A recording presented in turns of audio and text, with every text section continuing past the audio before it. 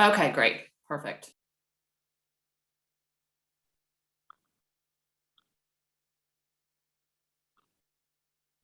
Good afternoon and welcome to the webinar, Declaring Racism as a Public Health Crisis in Virginia.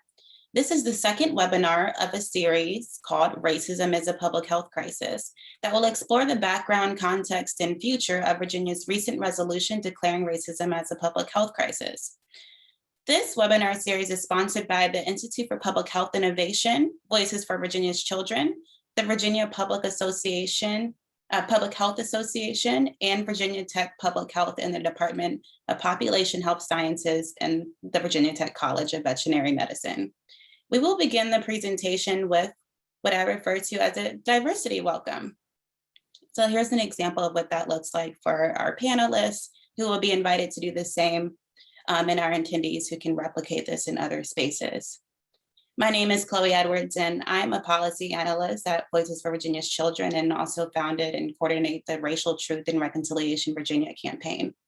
I think it's important to recognize the identities we all hold and the perspectives that shape what we do, whether it's our work or our passions. I invite everyone, including panelists, as you introduce yourself to think about the identities that shape you, whether they are visible or unseen. I personally identify as a Black woman. I grew up experiencing poverty, but living in a middle-class suburban neighborhood so that I could gain access to a fruitful education. I am a sister, a daughter. I'm also an alum of Virginia's kinship foster care system.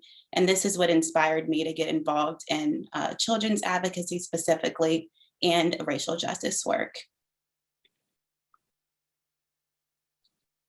Now, we are glad to have everyone on the webinar this afternoon. We just have a few housekeeping notes. If we can advance the slides. If you have questions for the speakers, please put them in the Q&A box, which can be found in the toolbar at the top or bottom of your screen.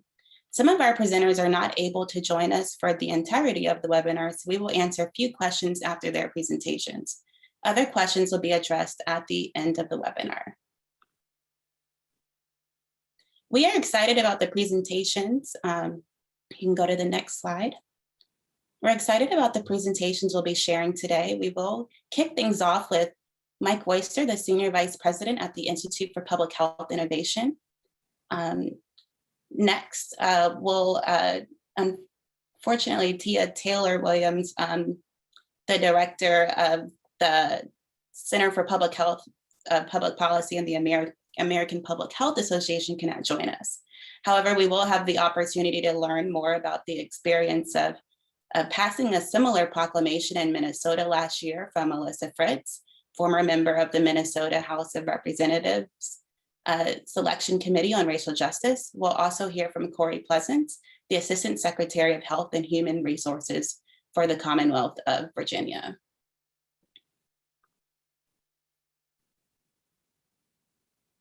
All right, welcome, Dr. Oyster.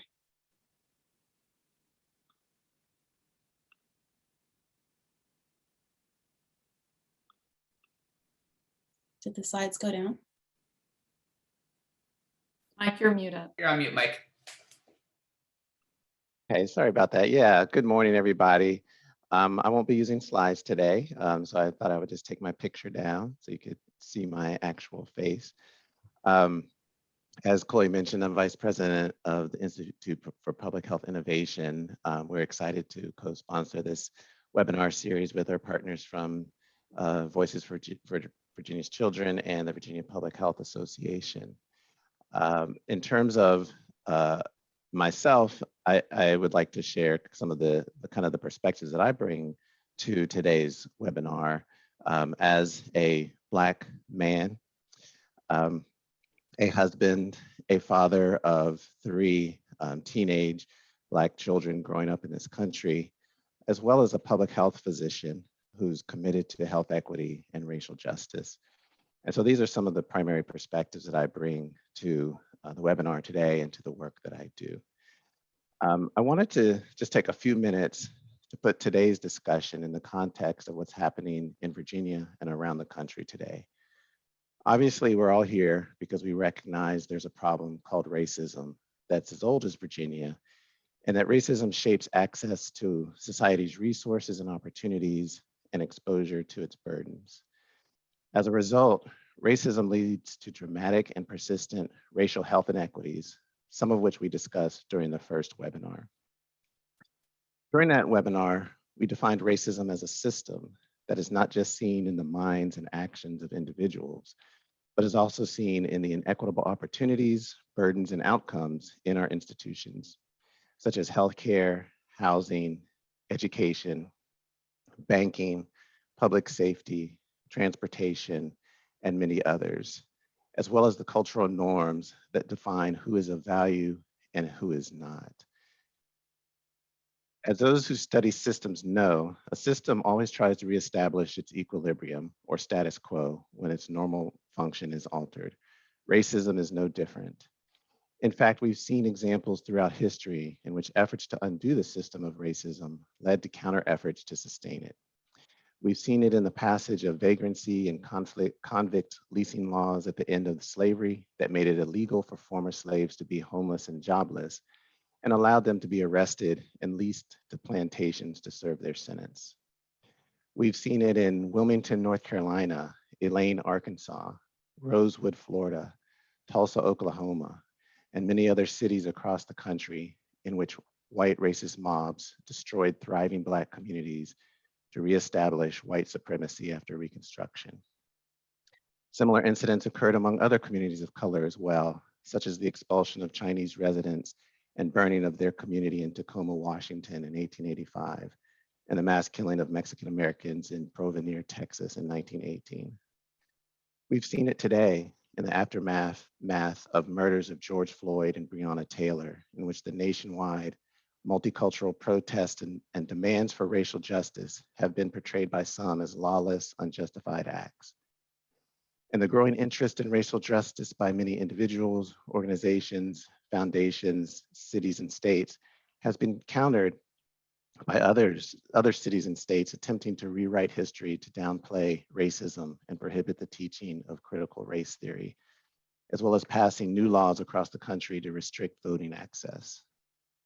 Today, we'll hear how cities, counties, and states around the country, including Virginia, are declaring racism a public health crisis, and just as importantly, taking action to respond accordingly. I encourage us to consider how we can support these efforts at the state and local level and in our organizations, communities, and ourselves, recognizing that as we try to change the system will attempt to maintain the status quo. As practitioners and advocates for public health, health equity, children, families, and communities, we must be confident and persistent in our collective work to call attention to racism and address its impact on health and quality of life. As Frederick Douglass stated, if there is no struggle, there is no progress. So again, thank you all for being here and being a part of this struggle for health and racial justice. Thanks. Kim, Chloe. Thank you, Mike. I'm Kim Beskat. I'm president-elect of the Virginia Public Health Association. I'm very excited that we're able to partner for this racism series and these webinars. We are now pleased to welcome Alyssa Fritz, all the way from Minnesota, to talk more about their state's experience with a similar declaration. Alyssa is the manager of strategic partnerships, policy, and research at the Center for Anti-Racism Research for Health Equity at the University of Minnesota School of Public Health. As a registered dietitian and lactation counselor by training, she began her career working directly with families in a local WIC agency, which fueled her passion for achieving health equity through anti-racist policy, systems, and environmental change. Prior to her current position, she served as a committee staffer at the Minnesota House of Representatives, including on the Health and Human Services Policy Committee, Early Childhood Committee, and the Select Committee on Racial Justice. Alyssa holds a Master's of Public Health degree from the Johns Hopkins Bloomberg School of Public Health and a Bachelor of Science degree from the University of Minnesota. She serves on the Governing Council on the Minnesota Public Health. Alyssa, thank you for joining us. Thank you so much, Kim, and everyone for the introduction. Again, hi, everyone. My name is Alyssa Fritz, and I'm following Chloe and Dr. Oyster's lead. For my diversity welcome, I would say that I am a white heterosexual woman. I identify as a daughter, a wife, and a sister. I grew up in a middle-class, predominantly white area north of Minneapolis, St. Paul in Minnesota.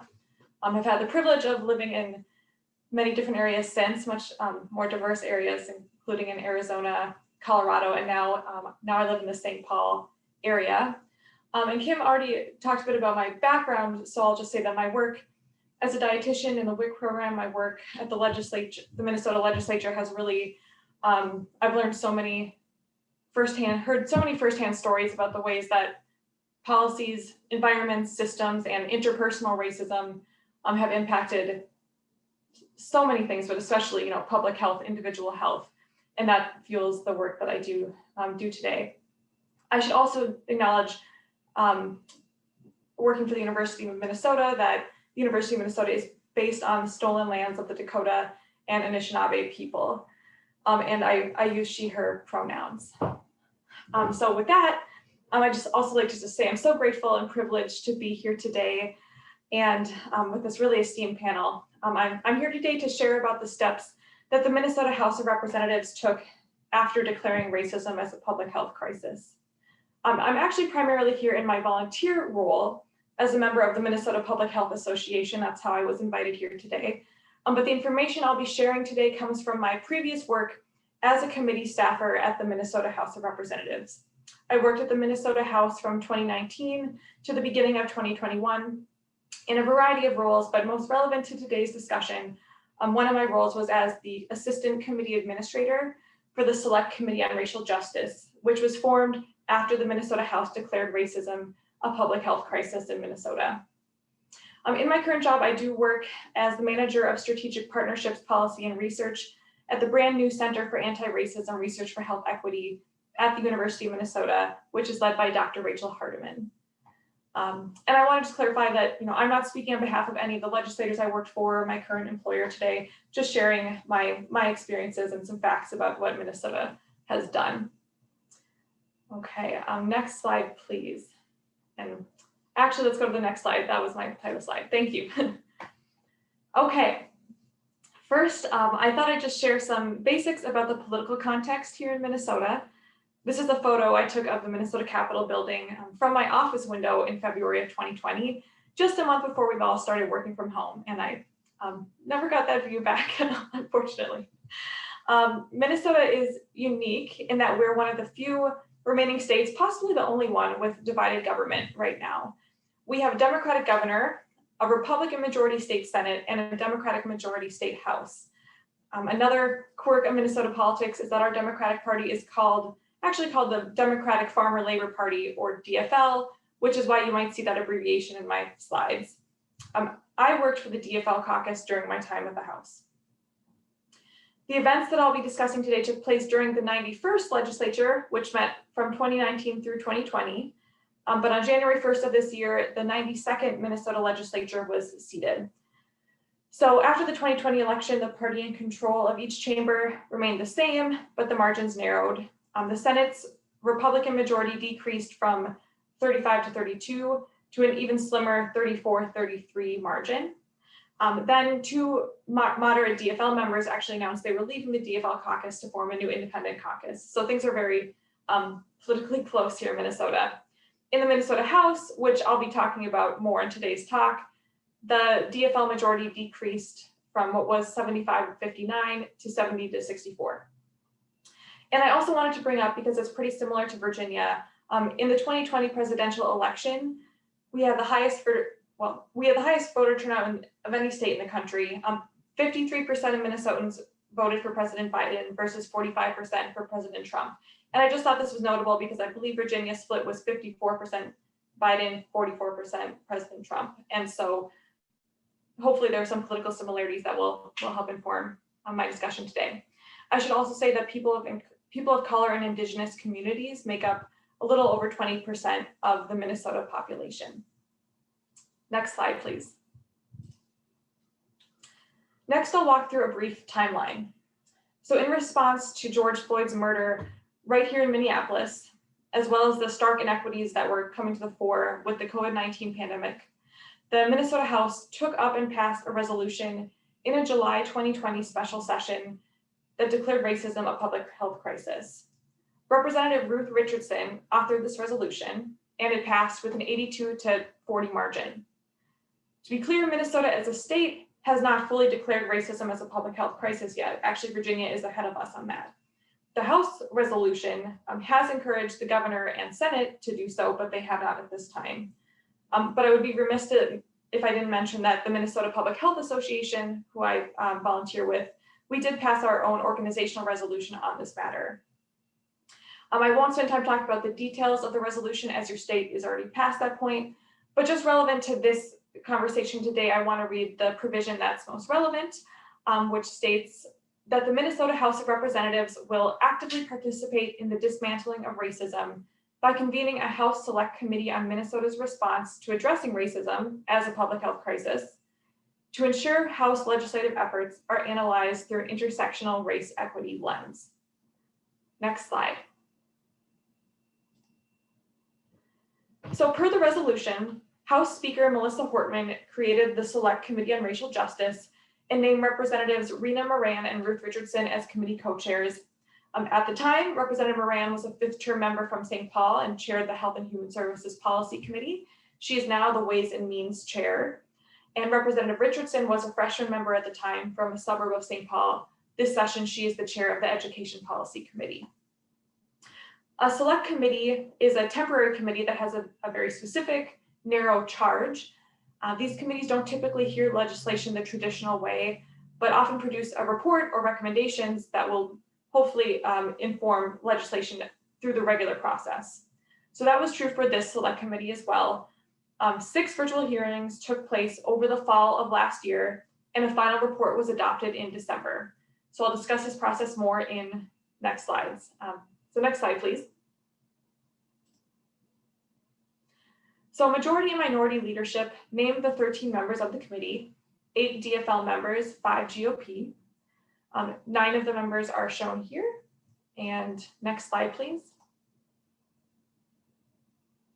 And the remaining 4 are shown here. And next slide. Okay, now I'll just share what the 6 hearings look like, which, as I mentioned, were all held virtually. Next slide. So the co-chairs were really intentional about having a mix of both national and local leaders. So our first hearing featured both. The chairs wanted to spend time in the first hearing laying a foundation of basic definitions, especially around racism, just to make sure all members were having a common understanding of the language and concepts that we were using. So our first presenter was the amazing Dr. Kamara Jones, who many of you probably know as the past president of the American Public Health Association. Dr. Jones shared her famous allegory of the gardener's tale, which defines the different levels of racism. Our next presentation was from my now boss, actually Dr. Rachel Hardiman. The co-chairs asked her to present on a specific example of how racism impacts public health.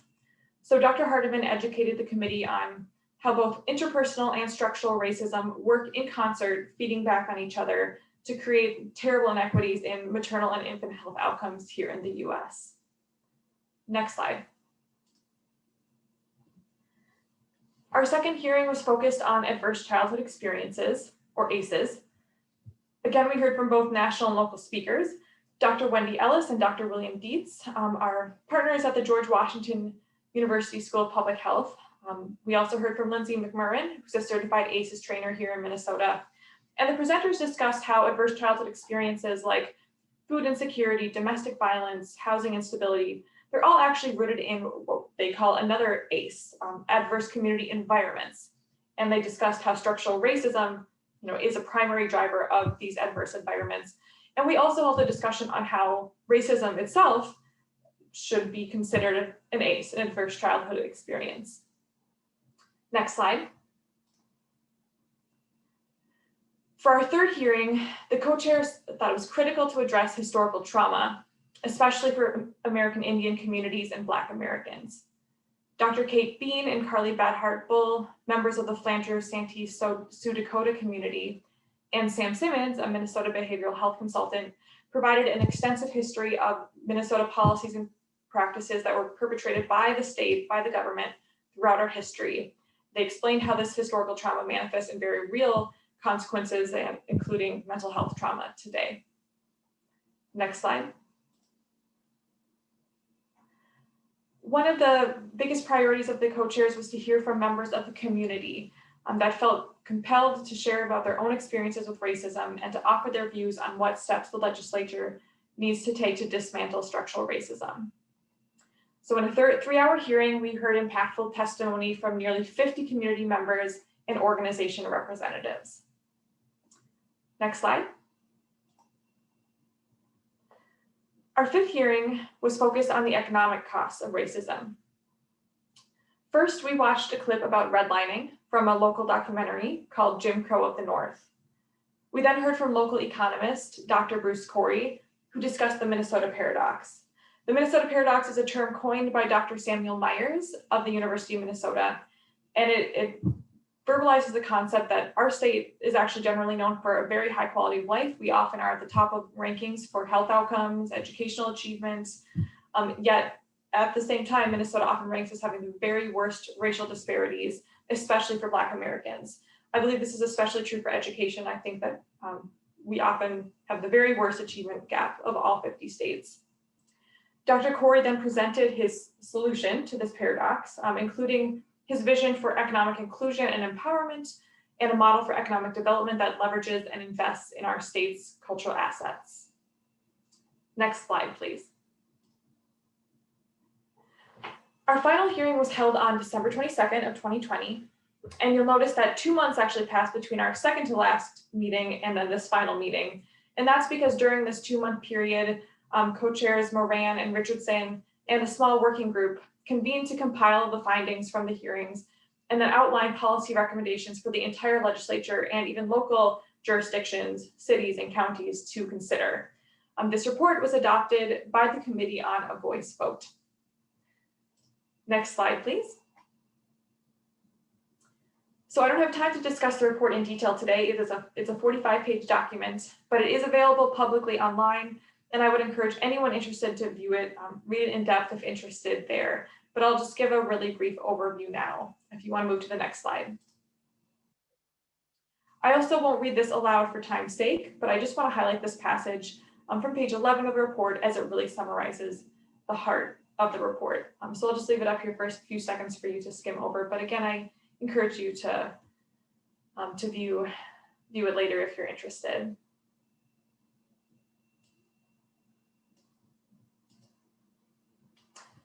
Thank you. The report detailed over 25 pages of evidence demonstrating the deep racial inequities in health-related areas listed here. And ultimately, the ultimate findings of the committee found these 3 overarching things to be true. 1, that systemic racism exists.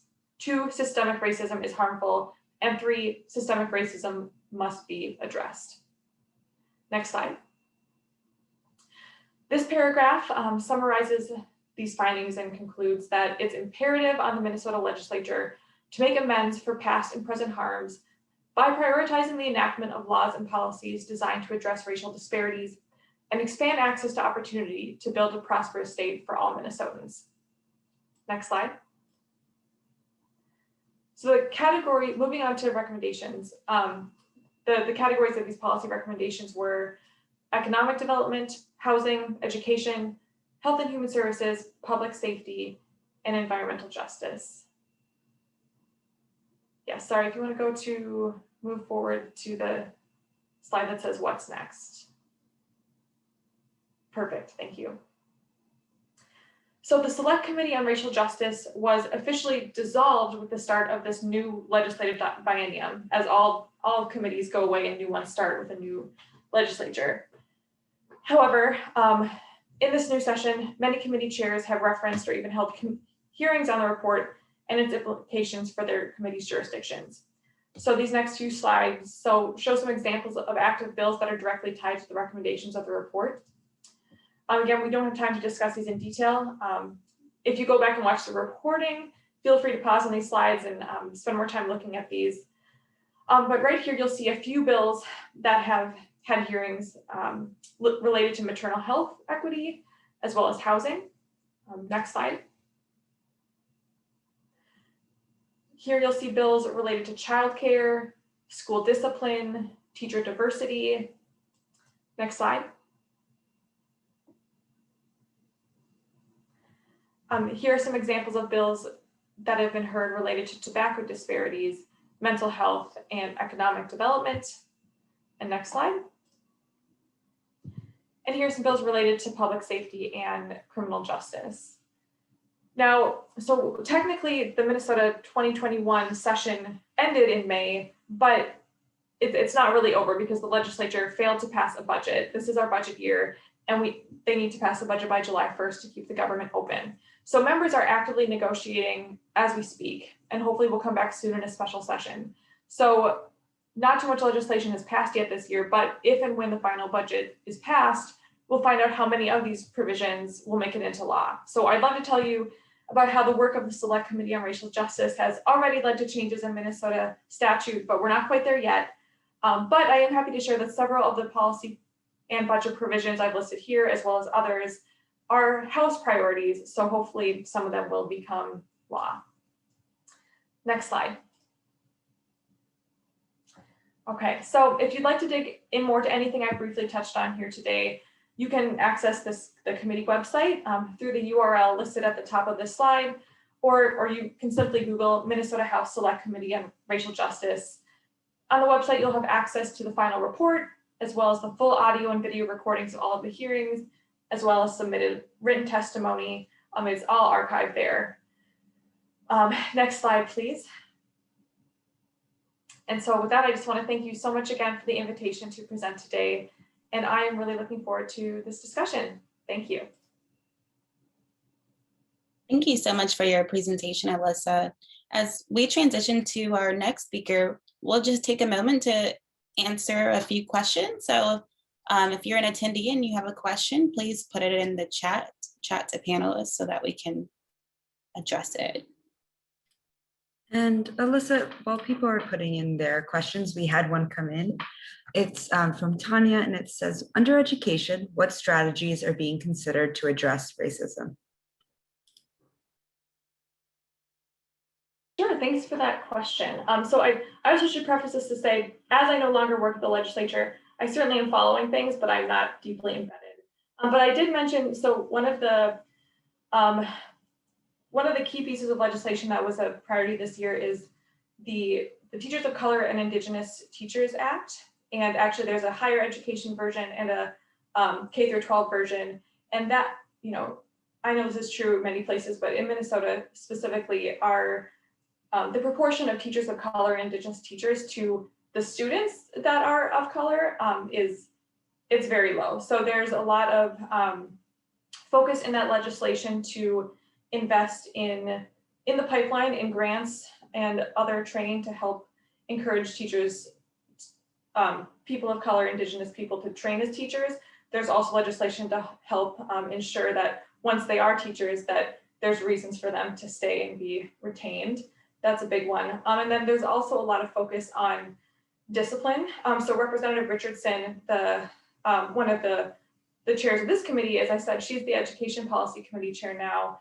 And last year in Minnesota, we did actually successfully pass under her leadership a bill that bans, more or less bans the ability to dismiss or expel preschool age children. I'm not sure where Virginia is at with that, but in Minnesota that was technically legal to expel a preschooler. That is no longer the case. So something that is currently really a focus is increasing that through at least kindergarten through third grade, and with the focus being on other interventions. If a child is acting out, it is probably because they need help, not other reasons. And then there's always talk around just more equitable funding of our schools as well.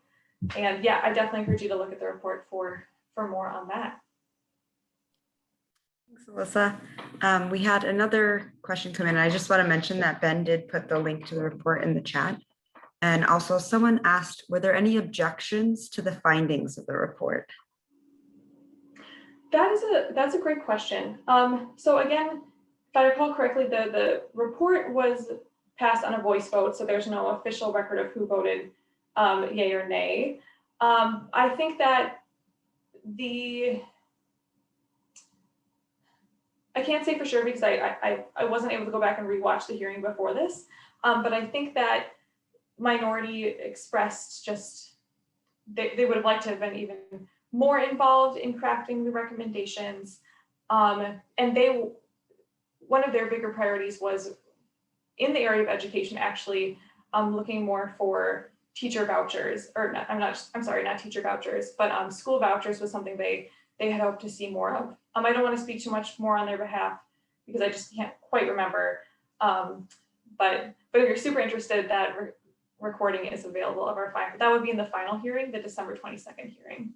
But otherwise, there was not I would not say an extensive amount of debate or objection. So I guess just to expand on that, so the general response from the public then, could you elaborate a little more on what Sure. that was? From the public,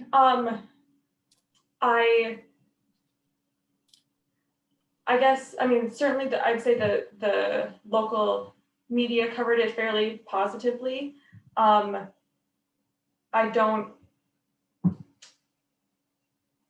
as you know, the news cycle is quite something. And so I can't say that there was a lot of public response that I can recall. In general, it was positive. Certainly nothing, there was nothing that surfaced in the media that was controversial related to this report that I am aware of at all. So yeah, generally positive. Great. And does anyone have any other questions that you want to ask? There's nothing else in the Q&A or the chat, but thank you so much for answering those questions, Alyssa. And if you do, now's your chance to pop another one into the chat.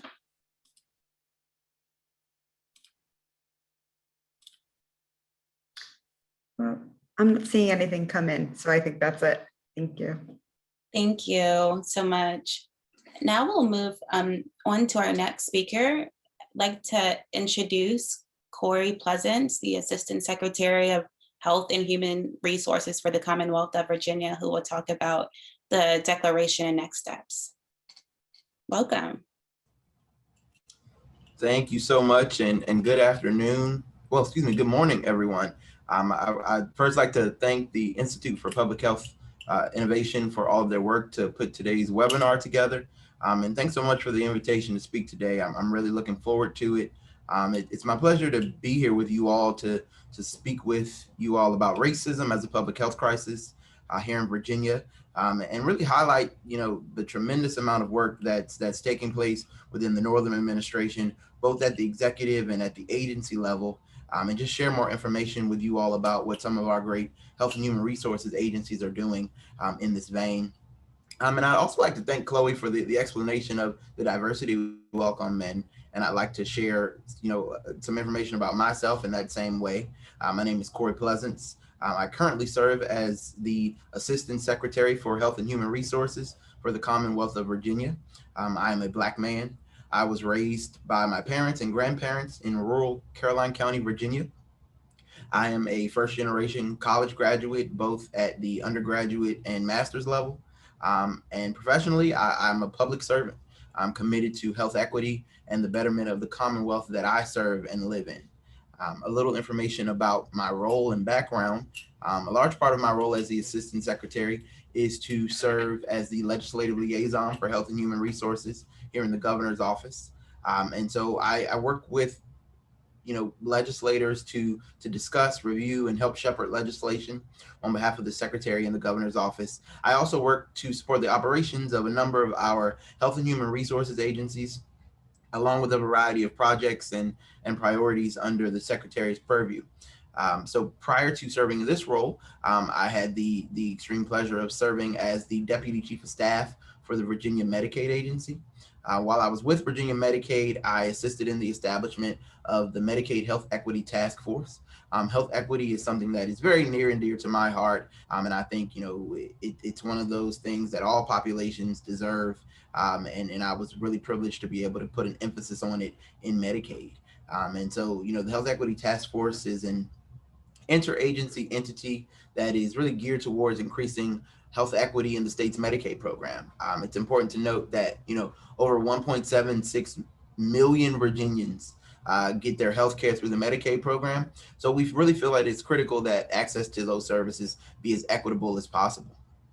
But I'll touch a little bit more on the task force a little later in the conversation, and when I get to talk about some of the agency level policy work that's being done to address racism as a public health crisis, and the greater emphasis on health equity across the Commonwealth is definitely a major part of that effort. The emphasis on health equity is really a critical tool on combating the public health crisis that is racism.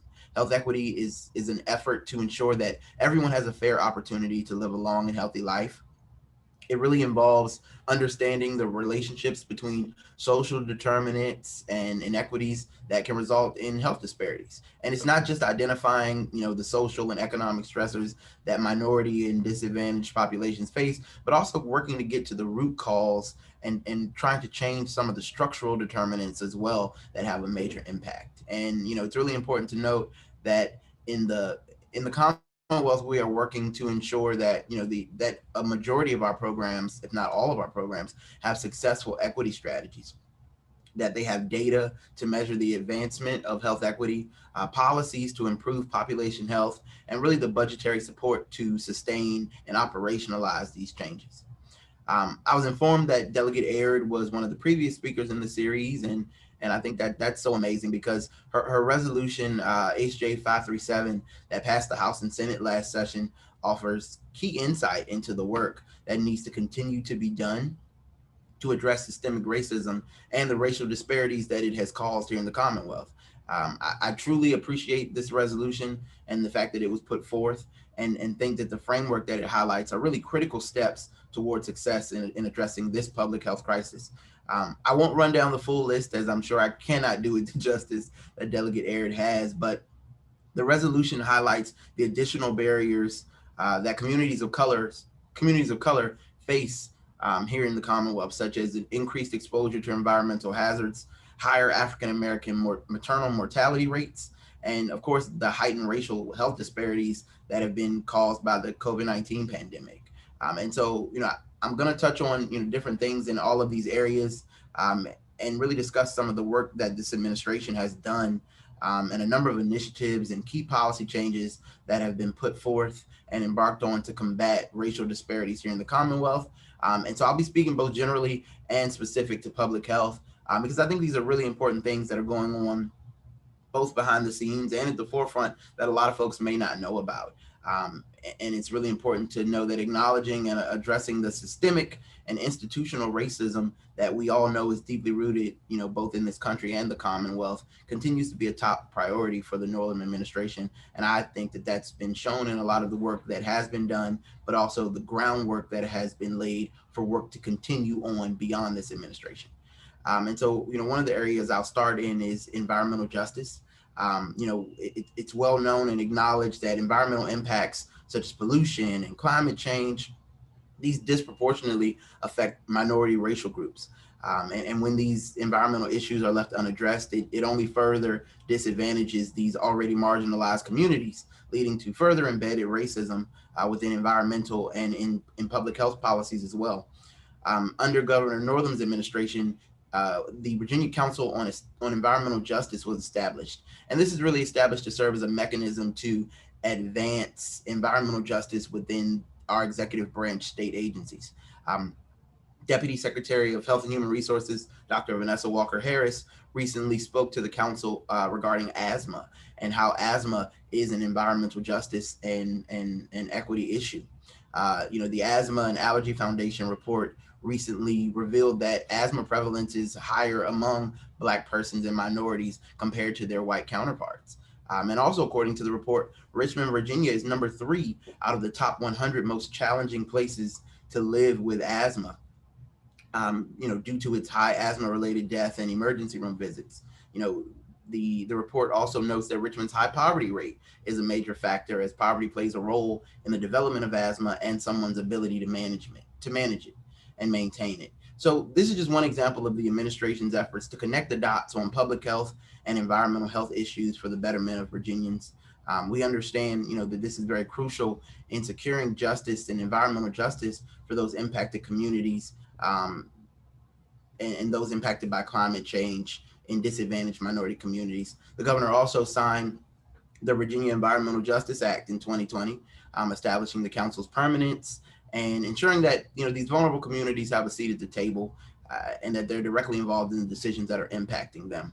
One of the major commissions that the governor embarked on in 2019, he established the commission to examine and identify racially discriminatory language in the Acts of Assembly and the Code of Virginia to have them removed. The commission was directed to identify any current state laws and regulations that create, increase, perpetuate inequities, and propose changes to increase protections for minorities and marginalized communities.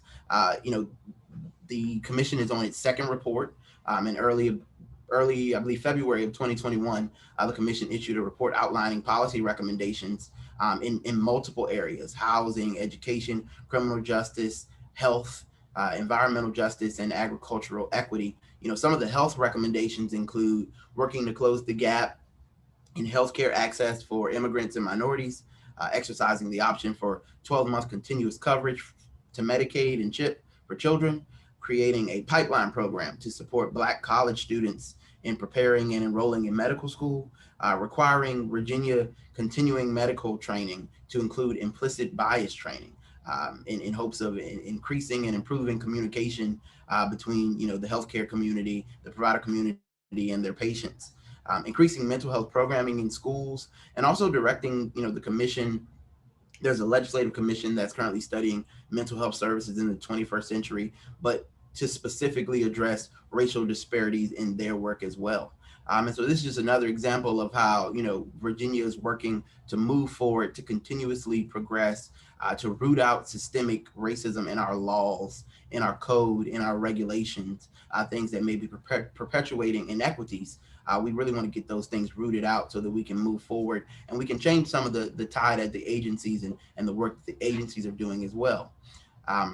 Another major initiative of this administration that I feel really supports and is mentioned in Delegate Aird's resolution and will definitely enhance that work was the establishment of the Office of Diversity and Equity and Inclusion at the state level. And so I think most of in September of 2019, the governor appointed Dr. Janice Underwood as the Commonwealth's first cabinet level chief diversity officer. And Dr. Underwood was tasked with developing a sustainable framework, an operational framework to promote inclusive practices across Virginia state government. We were really looking for a measurable strategic plan to address systemic inequities in state government practices. And the result has been the One Virginia Plan. And so the One Virginia Plan is the first ever statewide strategic plan to advance diversity, equity, and inclusion. It's a sustainable framework. The goal is to operationalize equity and promote inclusive practices across Virginia with the focus of reducing inequities in the day-to-day work that our state agencies are doing. And in the 2021 legislative session, the General Assembly passed and the governor signed into law legislation that requires state agencies to establish and maintain diversity, equity, and inclusion strategic plans. The One Virginia Plan is going to serve as the basis for that work. All of our agencies are hard at work developing those. And again, it's an agency by agency look at what we're doing, how we're doing it, how can we do it better? How can we work to make sure that the work that is taking place at these agencies, both the public health agencies, but also the agencies across the Commonwealth, how can we work to make sure that we're being as equitable as possible and that we're not perpetuating systemic racism here in the Commonwealth through the work of our agencies. The governor also established the Virginia Health Equity Task Force in response and as a part of Delegate Aird's resolution.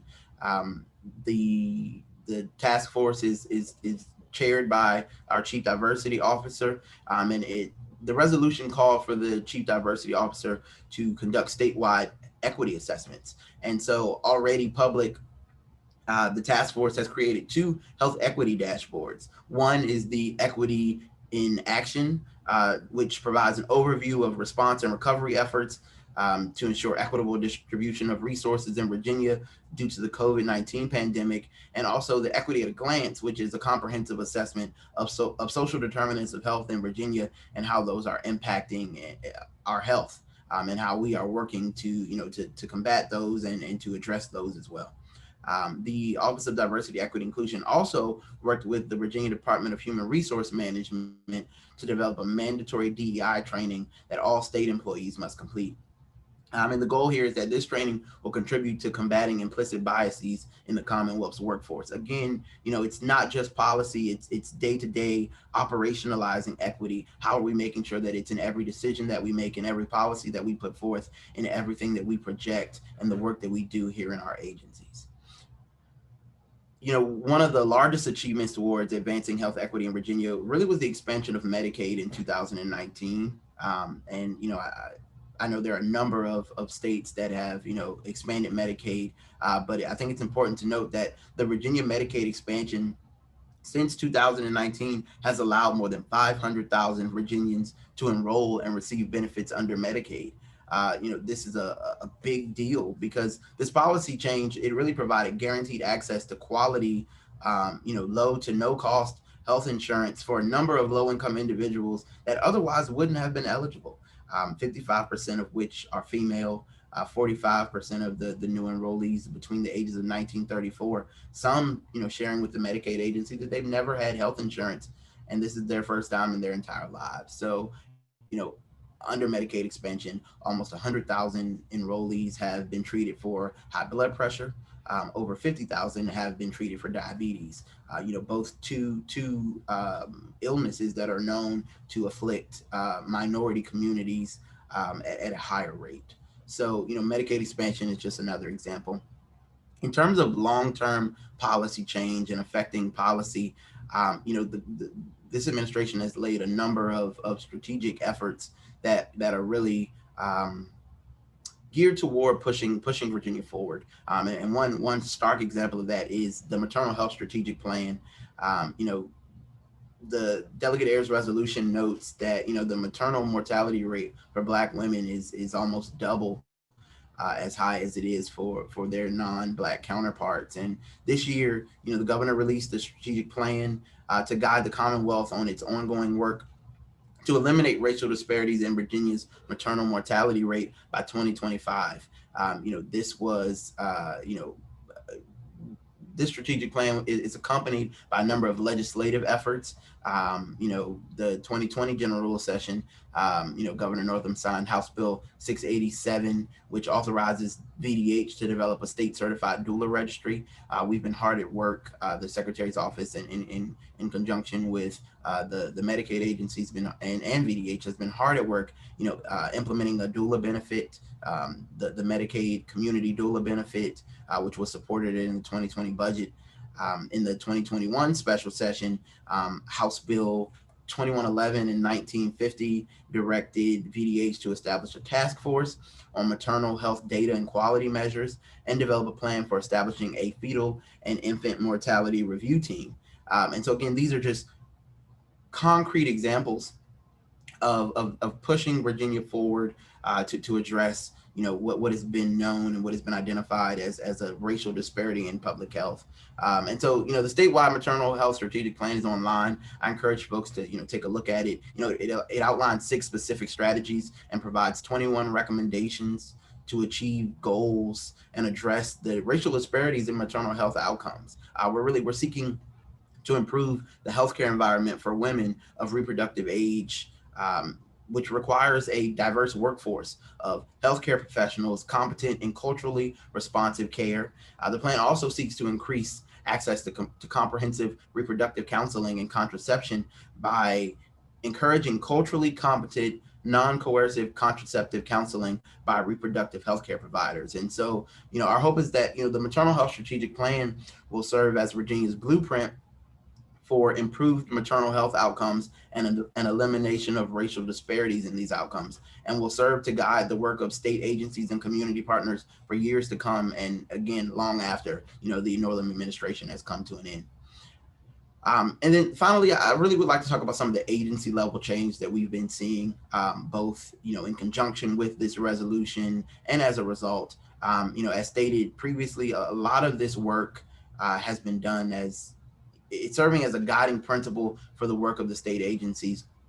The Office of Health Equity at VDH has been actively engaging in the frontline response efforts surrounding the COVID-19 pandemic. They've developed a guidebook that's tailor-made to helping local health districts respond to COVID-19 equitably. It's an end-to-end process of planning and executing inclusive, accessible COVID-19 events that include testing, contact tracing, but making sure that we're doing it all with the health equity lens. And, for those of you who have seen the resolution calls for the expansion of the Office of Health Equity. And so we really look forward to watching that expansion as they look beyond the pandemic mitigation efforts. The DMAS Health Equity Task Force, as I previously mentioned, is an example of state agencies taking on policy and systems level changes. This working group has been really working diligently to take a deep dive into the Commonwealth's Medicaid program and find ways to root out systemic racism and pursue health equity for all Medicaid recipients. And I think it's important to note that this work isn't just being done conceptually, but practically. And operationally, this work group is aimed at better understanding what health equity looks like in Virginia in terms of access, coverage, quality of care for our Medicaid recipients. And so the agency has been reviewing line by line and revising as necessary policies to ensure the language and practices used are equitable and culturally competent, working to improve data collection systems to be more inclusive and all-encompassing. This includes, revamping coverage applications, making sure that they're available and accessible in more languages, making sure that, there are some more specific and diverse identification offerings so that minority groups don't feel left out, rooting out outdated language in legacy information systems. And this is all in an effort that this critical public health program, Medicaid is a critical piece of public health infrastructure here in the Commonwealth, working to serve a diverse population in the most equitable way possible. And so going forward, we need to have, and we have seen more of this happening at the agency level, where agencies are taking stock of their current practices and policies and revising them from an equitable lens. When I was at DMAS, we spoke of it as an equity in all policies approach. And so the approach really seeks to frame racism and achieve greater equity by being, explicit and intentional. This means that we use language that is specific. We specifically reference the races and the demographics that we're targeting, use that data specifically whenever possible to accurately communicate what problems we're seeking to address, making them more measurable, sustainable, and understandable. Working to understand the structural and historical nature of these issues. A lot of what has amounted to racism as a public health crisis here in Virginia has not just happened in the last 5 or 6 years. These are things that are rooted in hundreds of years of policy, hundreds of years of practice that we've got to really work to identify and understand in order to make a difference. And then, ensuring that these solutions are comprehensive and measurable so that we can understand the work that we've done, whether we need to go back to the drawing board or what we can replicate in other places. And so I guess, just wrapping up, and talking about what we're doing a lot in Virginia. And I think that shows in what our agencies are doing and what our legislature is doing. And also, this resolution highlights that, simply speaking, the acknowledgement of racism as an issue in this country and in the Commonwealth simply isn't enough anymore. We've got to take concrete steps toward change. Similar to Delegate Aird's resolution, we've got to identify specific and malleable instances of racism that can be changed. The specificity of identifying racism as a public health crisis underscores that. And also initiatives like the Governor's Commission to examine racial inequity in Virginia law. These specific operational things are necessary to enact the change that we need to see. And so in the coming months and years, I think that folks will really see Virginia continue to implement the strategic efforts that, some of which I've outlined today.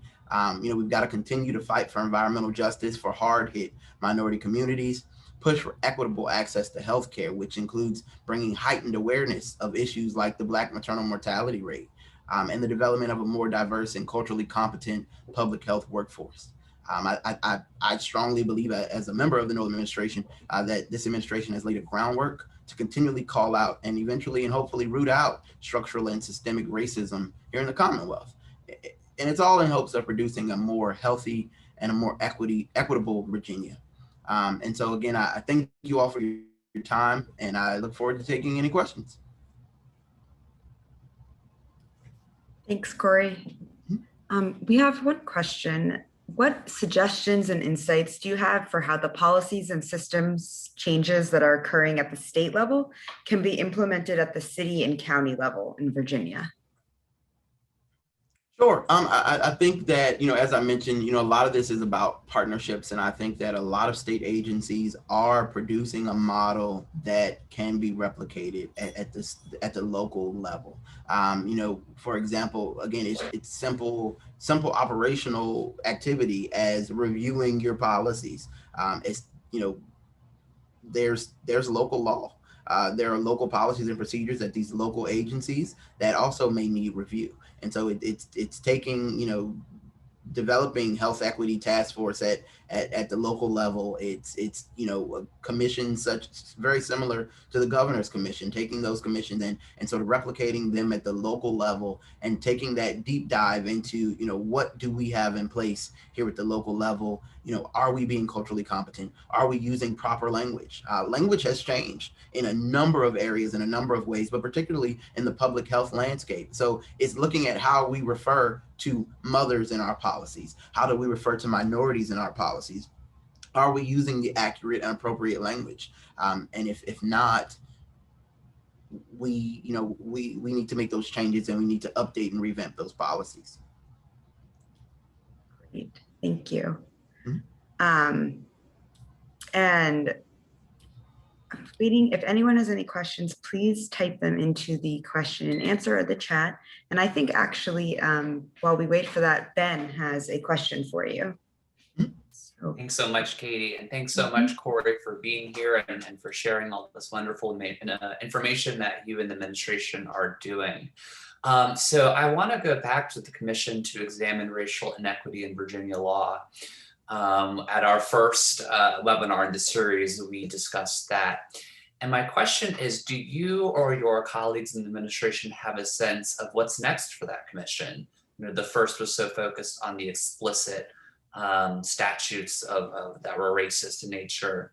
And then the second report looking at these more implicit statutes. Do you have an idea of what's next for the commission? Sure. I will say, Delegate Ayers' resolution does call for the commission to be made permanent. So I think that, that's a step forward that everyone can support. I'd also say an example of what's next for the commission is really illustrated in kind of what you said about what the commission was originally tasked with versus what it has done in its second report. I think that the scope of the commission can and has gotten broader. Initially it was to look at specific Virginia law to really, rule out or outline, specific language that needed to be taken out to then being charged by the governor to take a general broader view of what's going on in Virginia and what recommendations can be made. So, I think anyone that reads that report, that second report, will see, again, I just touched on the public health piece of what they recommended. The commission gave a wide breadth of recommendations to the governor that I think can be taken and used and hopefully implemented.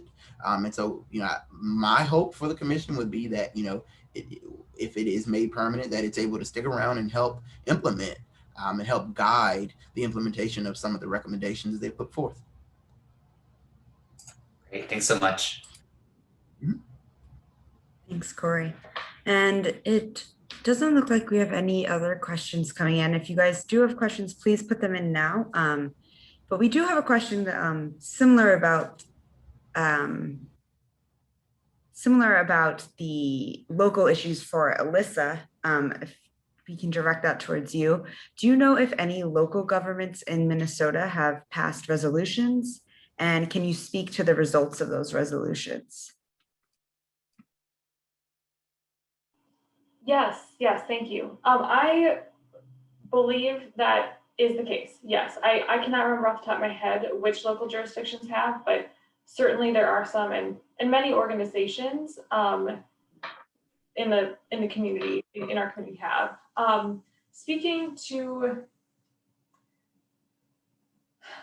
I'm not sure I can think of anything. Basically, in the past year, yes, certainly some policies have been moving forward. Some policies have been enacted throughout the state. I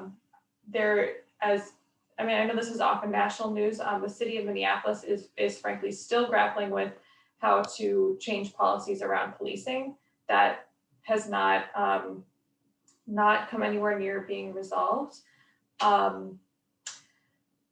know this is kind of nuanced, but one of the things the select committee report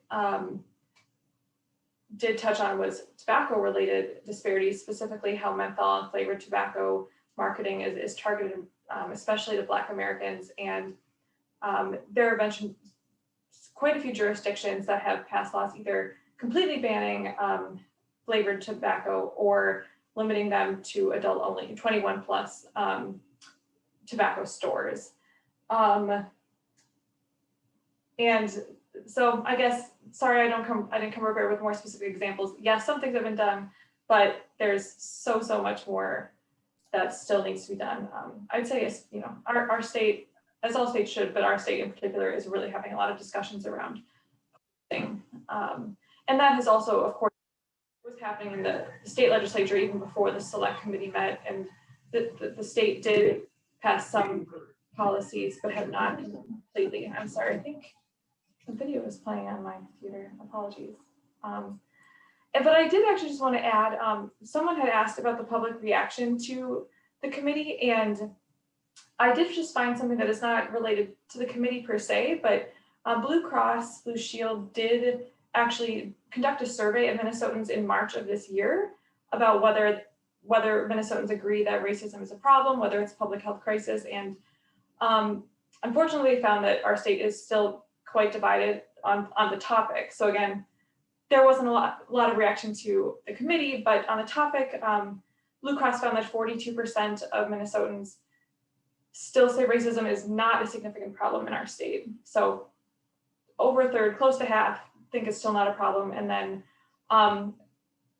nearly 2/3 of Black, Indigenous, people of color in Minnesota, 64% did say that racism is a public health crisis, but a majority of white Minnesotans disagree with that. 57% think it's not.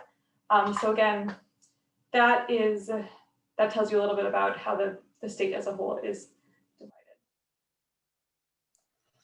Thanks so much, Alyssa. And so I learned from Katie that her mic seems to have gone out, so I'll step in for a minute here. I don't see any other questions in the chat right now, so why don't we give it another few seconds, and then we can turn it back over to you, Mike or Chloe, if you have anything you want to add as well.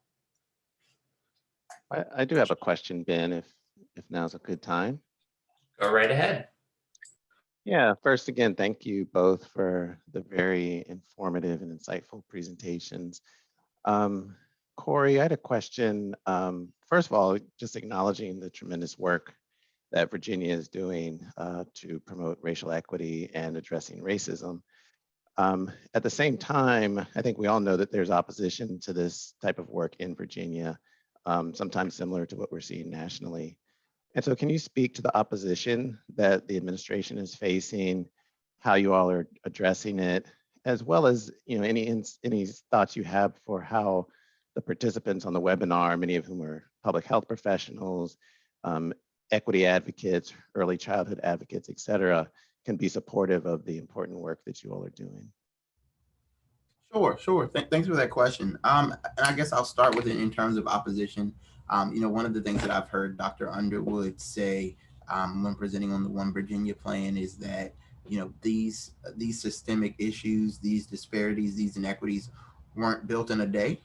And so they won't be dismantled in one. And so, we do have to be, honest about a couple things, right? That Virginia is in the South, that we are, talking about, almost 400, if not 400 years of systemic racism that we're trying to combat. And so what we found, and I'll speak particularly to my my experiences, I've found that data has been our biggest champion in combating some of the opposition, right? It's that I'm coming to you with data, showing you these disparities, showing you how they're impacting people. And so aside from disputing the data, in which at that point, I think, you also have to be honest with who you're dealing with when they choose to dispute concrete data and factual evidence of these disparities.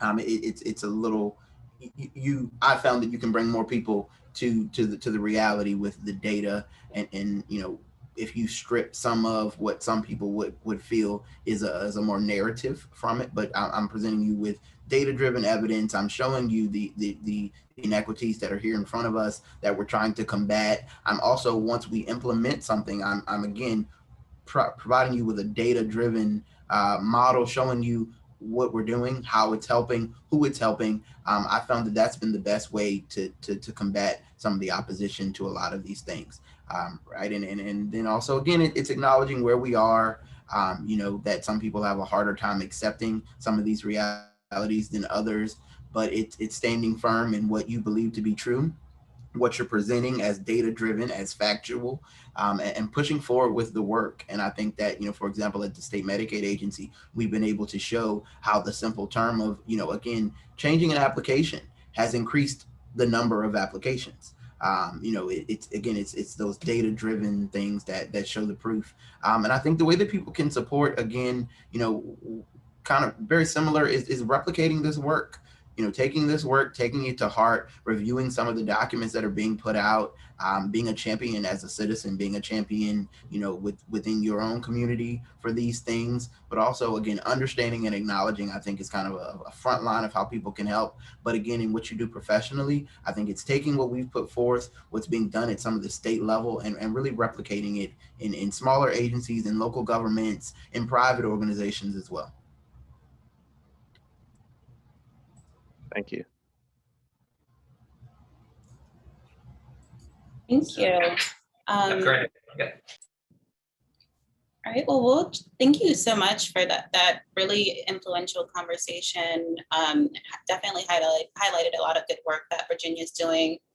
You all can also engage in advocacy through our Racial Truth and Reconciliation Virginia Coalition and committees, and we also have some other upcoming events, including Racial Truth and Reconciliation Week, where Dr. Underwood, the Chief Diversity and Inclusion Officer, will also join us and speak about some of the work she's been doing. I want to go to the next slide to resources.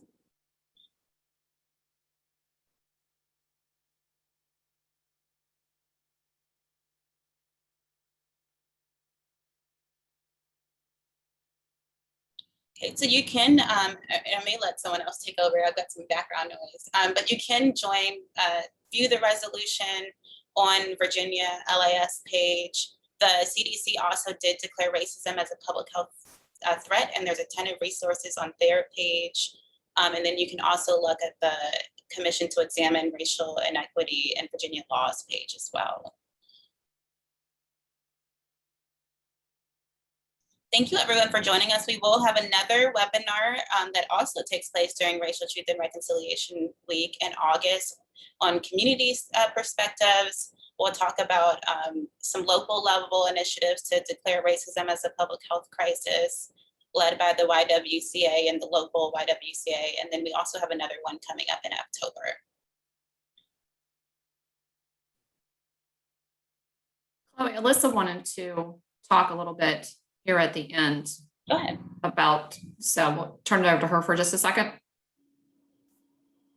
Thank you. Yeah, I just had one more resource to share, which again, is kind of a different hat than I was wearing for my talk, but I did mention I now work for the Center for Anti-Racism Research for Health Equity at the University of Minnesota. And this is actually a brand new center as of February. We're just getting launched. But the founding director, Dr. Rachel Hardiman, has done so much work around specifically maternal inequities in maternal and infant health, as Corey discussed.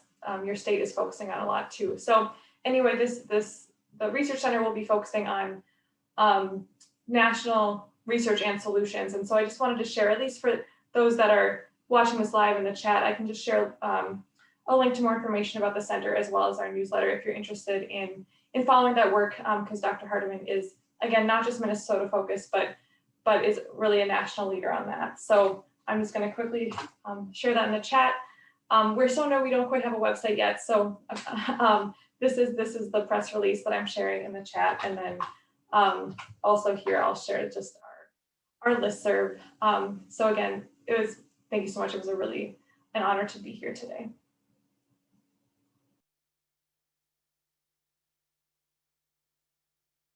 All right, well, thank you everyone for joining. This concludes our second webinar series, and we hope to see you all in August. Thank you, everyone.